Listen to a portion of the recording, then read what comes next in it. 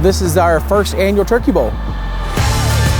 It's Thanksgiving. I want to show everyone how we can cook some different meals, different types of turkey on all the cookers, and then everything else. Everything from sausage biscuits today to brownies to cookies to full-on turkeys. Outdoor cooking nowadays is a year-round thing.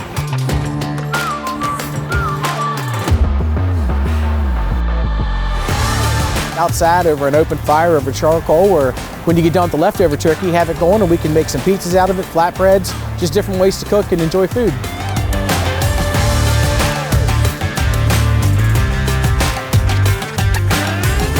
We're happy to have this great line of outdoor products, these partners into the business that we have. We are the one-stop shop for all outdoor living, and we are the region's barbecue headquarters.